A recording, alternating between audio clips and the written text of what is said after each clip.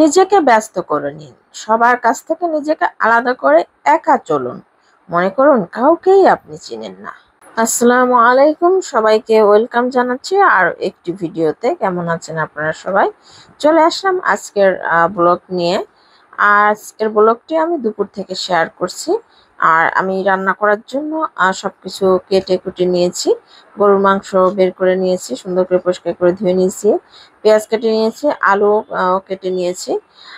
আজকের রান্নার সাথে পোলাওয়ের সাথে গরুর মাংস রান্না করব। আর বাচ্চাদের যেহেতু পছন্দ পোলাও, পোলাও ছাড়া একদমই চলে না। সাদা ভাতের সাথে তো পোলাও চলবেই না। তো আমি পোলাওর চালগুলো সুন্দর করে একটু ধুয়ে নিচ্ছি, আর একটু কষলে কষলে ধুয়ে নেব। আর ধুয়ে নিয়ে কিছুক্ষণ 15 মিনিট আমি পানিতে ভিজিয়ে রাখবো। আর সবসময় এই কাজটা আমি করে থাকি। পোলাওটা একটু ঝরঝরা হয়, দারুণ হয়। আর ছাঁকনির মাধ্যমে টোটালি পানিটা ঝরিয়ে নেব, এবং পানি ঝরে আসলে তারপর হচ্ছে রান্নাটা বসাবো। তারপর গরুর মাংসগুলো একটু ভালোভাবে ধুয়ে নিচ্ছি, যেটা মাংস অনেক ময়লা থাকে।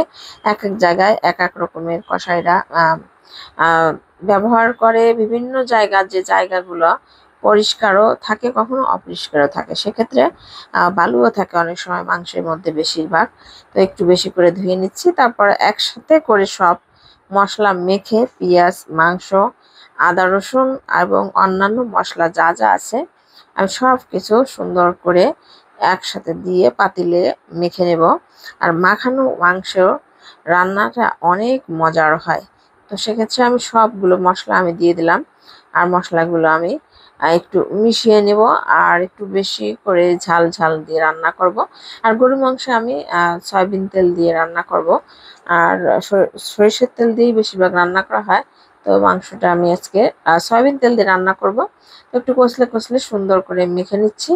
আর মাখানো যখন শেষ হবে তখন হাত ধোয়া পানি দিয়ে, একটু পানি দিয়ে আমি বসিয়ে নেব। আর মাংসের গা থেকে তো অনেক পানি বের হবে। আর ওই পানিটা দিয়েই আমি হচ্ছে মাংসটা কষিয়ে নেব, সিদ্ধ করে নেব। অন্য চুলায় আমি পোলাও রান্না করব, তার জন্য পেঁয়াজ ভেজে নিচ্ছি। আর তার সাথে দারচিনি, এলাচ, তারপর তেজপাতা, এগুলো তো দিবই। সবকিছু মিলিয়ে একটু সুন্দর করে ভাজা ভাজা করে তারপর আমি পরিমাণ মতো পানি দিয়ে দেব। আর পোলাও রান্নাতে আমি সবসময় গুঁড়ো দুধ দিয়ে থাকি, না দিলে একদমই ভালো লাগে না। তারপর তো আমি পরিমাণ মতো পানিও দিয়ে দিয়েছি, গুঁড়ো দুধ দিয়ে সবকিছু একসাথে মিলিয়ে তারপর পোলাওটা রান্না করে নেব। হাই হিটে আমি রান্না করব। তারপরে শেষের দিকে আমি দমে দিয়ে দেব। আর অন্যদিকে গরুর মাংস প্রায় কষানো হয়ে আসছে। যখন তেলটা একটু ভেসে উঠবে তখন আমি এখান থেকে মাংস তুলে সবাইকে খেতে দিব, কারণ কষানো মাংস সবাই পছন্দ করে। আর পোলাওটা রান্না কমপ্লিট। আর মাংসগুলো কষানো হয়ে গিয়েছে।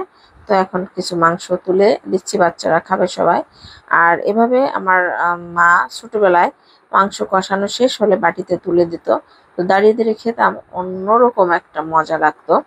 তো সেই দিনগুলো মিস করি এবং চেষ্টা করি ওইভাবে সবকিছু করার। এদিক দিয়ে আমি আলু দিয়ে দিচ্ছি, আর 2টা বড় বড় রসুন দিয়ে দিলাম।